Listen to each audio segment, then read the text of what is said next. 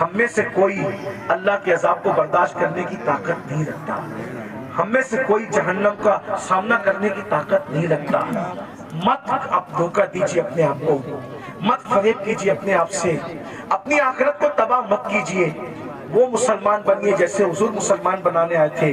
سیدنا فاروق اعظم فرماتے ہیں مجھے چارپائی سے اٹھا کر زمین پہ ڈال دو۔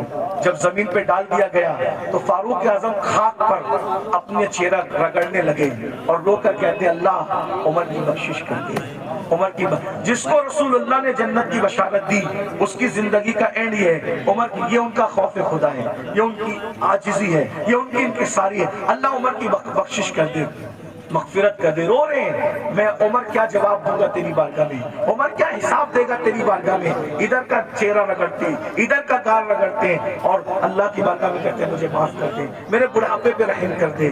کسی نے کہا امیر المومنین آپ تو وہ ہے نا، آپ وہ ہیں کہ آپ نے اتنا اتنے فتوحات کیے، یہ کام کیا دین کا، یہ کام کیا دین کا، یہ کام کیا دین کا۔ سر اٹھا کے کہتے ہیں او منقبت پڑھنے والے خاموش، یہ منقبت پڑھنے کا ٹائم نہیں۔ کیا کہا؟ یہ منقبت پڑھنے کا ٹائم نہیں ہے۔ اور ہم تو مائک پر اپنی فضیلت سن کے خوش ہوتے ہیں، جبکہ وہ صحیح بھی نہیں ہوتی، جھوٹ ہوتی ہے، جھوٹ ہوتی ہے۔ استغفر اللہ، بہت سارے ناظم لوگ 25,000 20,000 صرف جھوٹ بولنے کا لیتے ہیں۔ اس قوم کو بربادی سے کون روک سکتا ہے جو قوم جھوٹ بولنے کے لیے 25,000 روپے دیتی ہے؟ آنا سلیم میاں کی کرامت گڑھ کے بیان کرنا 25,000 لوگ، امین القادری کی کرامت بیان کرنا 25,000 لوگ، مفتی صاحب کے بارے میں بتانا، ان جیسا تو عالم ربانی جو ہے وہ 200 سال پہ ہوا ہی نہیں ہے، یہ سب کہنا۔ ارے سننے والوں، تعریف سننے والوں، علامہ شرف الدین یحییٰ منیری کہتے ہیں دنیا میں جتنا بڑا دعویٰ کرے گا قیامت کے دن اتنی بڑی دلیل اللہ کو پیش کرنی پڑے گی۔ بتاؤ میرے بھائیوں کہاں ہو؟ جلسوں کا مزاج بدل دیا تم لوگوں نے، سب چوپٹ کر کے رکھ دیا، دین جلسوں میں نہیں ہوگا تو کہاں ہوگا؟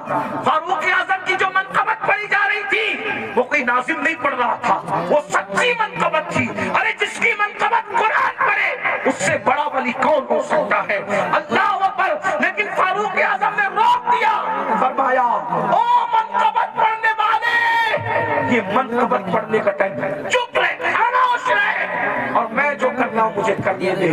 اور پھر سر اٹھا کر لوگوں سے کہا لوگوں تم میری منقبتیں پڑھتے ہو، سنو عمر تو بس اتنی تمنا رکھتا ہے اللہ کی بارگاہ میں، اللہ نہ مجھے کوئی ثواب دے، جملے سنو فاروق، اللہ نہ مجھے کوئی ثواب دے، نہ کوئی مرتبہ دے، نہ کوئی مقام دے، اور نہ مجھے عذاب دے، نہ جہنم میں ڈالے، وہ مجھے برابر سرابر ایسے ہی چھوڑ دے تو عمر سمجھے گا کہ عمر کامیاب ہو گیا۔ یہ فاروق اعظم کی عاجزی ہے، اور ہم کہاں ہیں، کدھر ہے؟ بھائیو توبہ کرو، رمضان شریف قریب آ رہا ہے، ارادہ کرو ایک بھی روزہ نہیں چھوڑوں گا، سارے روزے رکھوں گا، ارادہ کرو تراویح نہیں چھوڑوں گا، پوری تراویح جماعت کے ساتھ پڑھوں گا، نماز پابندی سے پڑھوں گا۔ ابھی سے توبہ کرو، ماحول بناؤ، ذہن بناؤ۔ اور اگر آپ دین کے قریب نہیں آئے بھائی، ایسے ہی آپ آوارہ گردی کرتے رہے، حرام لقمہ کھاتے رہے، گناہ کرتے رہے، فلمیں دیکھتے رہے، کسی کا کچھ نہیں بگڑے گا، آپ اپنی آخرت کو برباد کرو گے، تباہ کرو گے۔ جب اللہ نبی کی بیوی کو اٹھا کے جہنم میں ڈال سکتا ہے نوح علیہ السلام کی بیوی کی شکل میں، اگر وہ ہمیں جہنم میں ڈالے گا کون بچائے گا، کون روکے گا؟ بتائیے نا، نوح علیہ السلام اپنی بیوی کو بچائیں گے؟ بولو نہیں بچائیں گے، بیوی کو نہیں بچائیں گے۔ کیوں؟ اس لیے کہ نبی جانتا ہے جس میں اللہ کی رضا اس میں میری رضا ہے، نبی جانتا ہے اس میں اللہ کی رضا اس میں میری رضا۔ ابراہیم علیہ السلام اپنے چچا کو بچائیں گے؟ نہیں بچائیں گے، جس میں اللہ کی رضا اس میں میری رضا۔ غور کیجئے، یہ نہیں کہہ رہا ہوں کہ نبی بچا نہیں سکتا، نبی جس کو چاہے بچا سکتا ہے، لیکن ہم اللہ کا جتنا ادب کرتے ہیں اس سے زیادہ ادب اللہ کا انبیاء کرتے ہیں۔ مولا جو تیری رضا وہ ہماری رضا، یہ کفر پر مرے ہم ان کو نہیں بچائیں گے، تو نے منع کر دیا ہم نہیں بچائیں گے۔ ہاں اگر تو نے اجازت دی تو جن کو ہم پہچانتے بھی نہیں ہیں ہم اس کو بچا لیں گے، ان کو بچا لیں۔ نبی صاحب اختیار ہوتا ہے، مجبور نہیں ہوتا، لیکن نبی کی اللہ سے محبت اور اللہ کی بارگاہ کا ادب یہ ہے کہ کوئی نبی اللہ کا کہنا نہیں توڑے. ایک آخری بات آئی, میں وہ بات کہنے چلا تھا پھر بیچ میں بات آ گئی. ہم اللہ کو کیا چلا؟ لوگ زنا کر رہے ہیں, یہ نوجوان چھوکرے آج کے 16 17 سال کی عمر میں زنا کرتے ہیں, لڑکے لڑکوں کے ساتھ بدکاریاں کرتے ہیں, کیا کیا جرم کرتے ہیں, برائیاں کرتے ہیں. اللہ کو کیا جواب دو؟ اللہ کے سامنے بول پاؤ گے کہ ہم زنا کر کے آئے؟ بولو, اللہ کے سامنے بول کے آؤ گے ہم عورتوں کے پاپ کی نظر ڈال کے؟ اللہ کے سامنے بول پاؤ گے کہ ہم بدکاری کر کے؟ بتاؤ, کچھ بول پاؤ گے؟ نہیں بول. بھائی ہم جب اپنے پیر کے سامنے نہیں بول سکتے تو اللہ کے سامنے کیا جواب دیں؟ میرے امام کہتے ہیں کریم اپنے کرم کا صدقہ, لئیم بے قدر کو نہ شرما, تو اور رضا سے حساب لینا, رضا بھی کوئی حساب. اور کہتے ہیں صدقہ پیارے کی حیا کا, نہ لے مجھ سے حساب, بخش بے پوچھے لجائے کو لجانا کیا ہے. بہت کٹھن منزل ہے. حدیث پاک میں آتا ہے, علامہ ابن کثیر نے اس حدیث کو لکھا ہے کہ اللہ عیسیٰ علیہ السلام کو اپنی عدالت میں کھڑا کرے گا. کس کو؟ کس کو پہچانتے ہو عیسیٰ علیہ السلام کو؟ ہمارے نبی سے پہلے جو نبی آئے وہ کون تھے؟ عیسیٰ علیہ السلام. اور عیسیٰ علیہ السلام کون ہے آپ کو پتہ ہے؟ یہ کنواری مریم جس کو کسی مرد نے ہاتھ بھی نہیں لگایا, اللہ نے بن باپ کا کنواری بطول مریم سے عیسیٰ علیہ السلام کو پیدا کیا. سبحان اللہ. اللہ نے ان کو جھولے میں بولنے کی طاقت دی. یہ کلمت اللہ ہے, روح اللہ ہے. ان کو جب سولی دینے کی سازش کی گئی تو اللہ نے ان کو آسمانوں کو اٹھا لیا. اب دھیان دینا, جب یہ آسمانوں کو اٹھا لیے گئے تو ان کے ماننے والوں نے ان کو کہا کہ عیسیٰ خدا کا بیٹا تھا اور مریم خدا کی بیوی تھی. معاذ اللہ, اللہ کا کوئی بیٹا نہیں ہے, اللہ کی کوئی بیوی. لیکن ان کے ماننے والوں نے یہ گندگی پھیلا دی.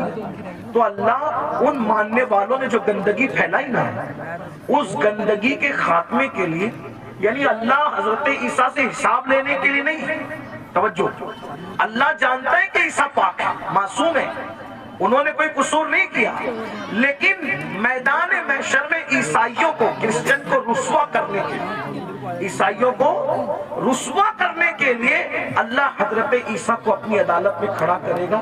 اور اپنی عدالت میں کھڑا کر کے اللہ پوچھے گا کہ اے عیسیٰ, کیا تم نے ان عیسائیوں کو, اپنے ماننے والوں کو یہ کہا تھا کہ تم اللہ کے بیٹے اور تمہاری ماں اللہ کی بیوی؟ تم نے یہ بات کہی تھی؟ ایک اللہ کون سا سوال کرے گا؟ ایک. حالانکہ وہ خود بیان کر چکا قرآن میں کہ عیسیٰ نے ایسی کوئی بات علیہ السلام نہیں کہی, بیان ہو گیا سب. لیکن وہاں عیسائیوں کو رسوا کرنے کے لیے اور شان عیسیٰ کو بتانے کے لیے کہ عیسیٰ علیہ السلام کا دامن اس گندگی سے پاک ہے, اللہ پوچھے گا تم نے یہ بات کہی تھی عیسیٰ؟ ایک سوال, اللہ صرف ایک سوال کرے گا عیسیٰ جیسے پیغمبر سے, اس معصوم سے. تو میرے آقا کی حدیث ہے, اسی ایک سوال پر عیسیٰ اللہ سے اتنا ڈر جائیں گے کہ ان کے ہر بال سے خون کی پھوار نکلے, ہر بال سے خون کی پھوار میں. اللہ نے مجھ سے سوال کر دیا, میں جواب کیا دوں؟ اب بتائیں, جب معصوم سے اللہ سوال کرے تو ان کے بال سے خون کی پھوار نکلے گی. پوری زندگی ہم نے نماز نہیں پڑھی, اللہ پوچھے گا تو نے نماز کیوں نہیں پڑھی تھی؟ کیا جواب ہوگا؟ کیا جواب؟ رات کے 3 بجے تک گندی فلمیں دیکھتے تھے, کیا جواب ہوگا؟ دوستی لڑکوں سے اس لیے کرتے تھے کہ ان کے ساتھ بدکاری کریں, قوم لوط کا عمل کریں. آقا فرماتے ہیں جے قوم لوط کا عمل کرنے والے لوگ جس بستی میں رہتے ہیں, بستی والوں کو معلوم ہے منع نہیں کرتے, اللہ اس بستی پر ایک دن میں 36 مرتبہ لعنت نازل کرتا ہے. قوم لوط کا عمل کرنے والا کہیں بھی مرے گا, وہ اپنی قبر میں نہیں رہ سکتا, فرشتے اس کو اٹھا کے لے جا کے وہاں پھینک دیتے جہاں قوم لوط پہ عذاب آیا تھا. بھائیو, اپنی آخرت یہ دنیا ہے. ایک خالد نے اسی لیے کہا تھا, ڈبایا مجھ کو ہونے نے, نہ میں ہوتا تو کیا ہوتا. سارا تو ہونے کا جھگڑا ہے, اس لیے اب دنیا میں آ گئے ہو, سدھرو, توبہ کرو, اللہ سے ڈرو, اللہ کے قانون کے مطابق زندگی گزارو. اللہ ہم سب کو توفیق عطا فرمائے. اور آپ سب کو یہ بات دیکھو, کسی بھی جلسے میں جاؤ, چاہے میں آؤں, چاہے کوئی بھی عالم آئے, کوئی پیر آئے, یہ جو آپ لوگوں کے اندر یہ عادت پڑ گئی نا سیلفی کی, ایسے دھکا دے کر کے کہتے ہو کرو, ادب کہاں گیا؟ میرا ادب مت کرو, میں تو کوئی قابل ہی نہیں, میری اپنی بات نہیں کر رہا. لیکن جو اللہ والوں کو ایسے کونی مار کر کے ایسے سیلفی لے رہے ہو, اس سیلفی سے کیا ہوگا؟ پہلے کے لوگ ان بوڑھوں سے پوچھو، اللہ والوں سے ملتے تھے تو دعا کرتے تھے، دعا کرا. کیوں؟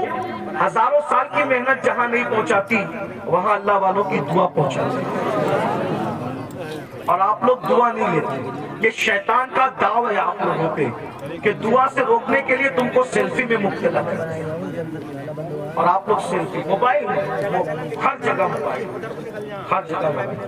سیلفی لے، کیا کرو گے سیلفی لے کے؟ کیا فائدہ ہے سیلفی لینے؟ میں ابھی حرام اور ناجائز کی بحث میں نہیں پڑھنا ہوں، لیکن اتنا کہتا ہوں فائدہ کیا؟ بتائیے کیا کر رہے ہو؟ اللہ والوں کا ادب کرو، ادب سیکھو. ان کی ادب کی نظر پڑے گی. وہ ایک غلام تھا جس کا نام شمس الدین تھا. شمس الدین نام کا ایک غلام تھا، لڑکا تھا، بغداد میں غلامی کرتا تھا بادشاہ کا. بادشاہ نے کہا کہ جا اور جا کر کے فلاں کام کر. تو اس نے بادشاہ سے کہا آپ کا عربی گھوڑا مجھے دے دو تو میں کام جلدی سے نپٹا کے آ جاؤں. تو جیسے ہی عربی گھوڑے پہ چلا تو دیکھا ایک چبوترے پہ، اوٹے پہ 3 ولی بیٹھے. ایک ولی کا نام ہے ہمارے مرشد شیخ الشیوخ، شیخ الشیوخ شیخ شہاب الدین عمر سہروردی. ایک ولی ہے شیخ نجم الدین کبرا. ایک ولی ہے ہمارے مرشد قطب الاقطاب سیدی قطب الدین بختیار کاکی. تینوں بیٹھے. وہ لڑکا تھا شمس الدین نام کا. دیکھا ولی لوگ نیچے بیٹھے، میں اوپر گھوڑے پہ، فوراً نیچے اتر گیا، جوتے ہاتھ میں لیا. جتنی دیر تک وہ ولی لوگ نظر آئے گھوڑے پہ نہیں بیٹھا، ان کے ادب میں جھک کے سلام کیا، آگے بڑھا. سرکار قطب الدین بختیار کاکی کی زبان سے دعا نکل گئی، وہ دیکھو دلی کا بادشاہ جا رہا ہے. کہا وہ دیکھو دلی کا بادشاہ جا رہا ہے. کسی نے لقمہ دیا، حضرات وہ دلی کا بادشاہ نہیں، وہ میں پہچانتا ہوں، وہ لڑکا ہے شمس الدین بادشاہ کا غلام ہے. کہا جو ہمارا ادب کرے اور وہ ہماری زبان سے نکل جائے دعا، پھر اللہ اس کو رد کرے، ایسا نہیں ہوتا. ہم نے کہہ دیا دلی کا بادشاہ، تو جب تک یہ مرے گا نہیں تب تک دلی کا بادشاہ بنے گا نہیں. اس وقت تک موت نہیں آئے گی جب تک دلی کا اور دنیا نے دیکھا خواجہ قطب کی زبان سے دعا نکلی، اللہ نے کیسے پوری کیا. وہ غلام سے آزاد ہوا اور دلی کا بادشاہ بنا. اسی بادشاہ کو دنیا سیدی شمس الدین التمش کے نام سے جانتی ہے.